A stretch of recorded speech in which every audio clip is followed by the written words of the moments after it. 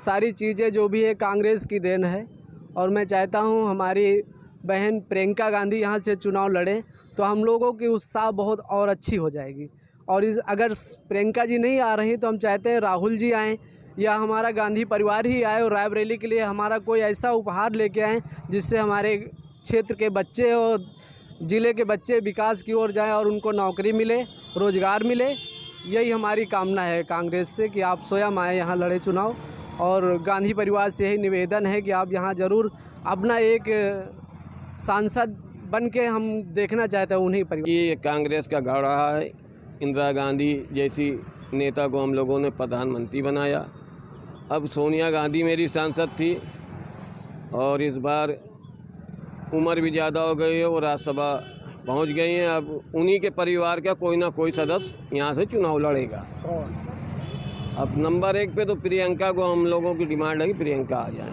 गांधी परिवार ने रायबरेली को नाम दिया है। अगर पूरे वर्ल्ड में, पूरे इंडिया ने, पूरे वर्ल्ड में अगर रायबरेली नाम लें तो लोग जो है इंदिरा गांधी और सोनिया गांधी ही कहते हैं। और एक बार रायबरेली ने इंदिरा जी को हरा करके उसका भुगतान करना पड़ा उनको कि रायबरेली कहाँ चला गया। तो आज गांधी परिवार से मुझे आशा है कि श्रीमती प्रियंका गांधी जी रायबरेली से चुनाव लड़ें, उन्हें लड़ना चाहिए और निस्संदेह उनकी विजय होगी। और रायबरेली वालों की भलाई भी, ठीक है बाकी देश में क्या हो रहा सब जान रहे हैं, लेकिन रायबरेली का भला इसी में है कि गांधी परिवार का सदस्य रायबरेली में रहे।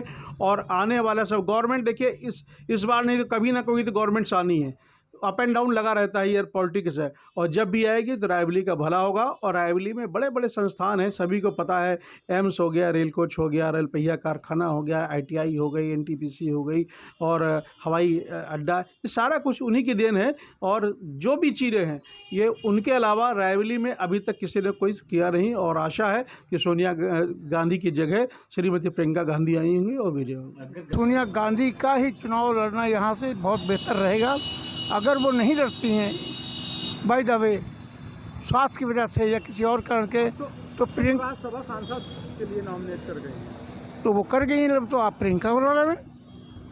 प्रियंका आएंगी, प्रियंका लड़ेंगी और प्रियंका जीतेंगी।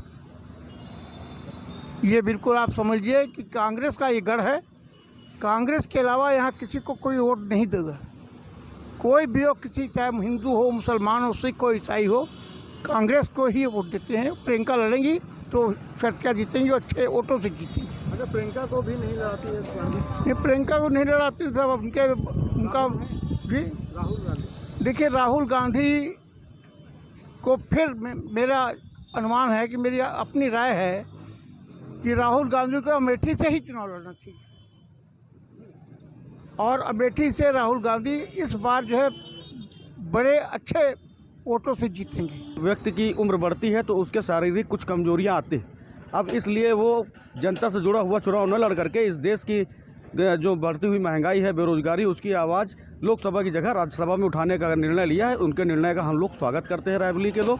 रही बात कि उनकी जगह कौन, तो उनकी जगह हम रायबरेली के लोग यही उम्मीद करते हैं कि या तो आदरणीय बड़ी बहन प्रियंका जी आए या तो आदरणीय बड़े भाई हमारे राहुल गांधी जी आएँ। उसका कारण यह है क्योंकि रायबरेली की पहचान आज 4-5 दशकों से नहीं, हम कह सकते हैं कि पिछले 5 दशकों से जो रही वो गांधी परिवार रहा है। अगर रायबरेली को पूरे देश में या विदेश में जाना गया है तो वो गांधी परिवार की वजह से जाना गया है।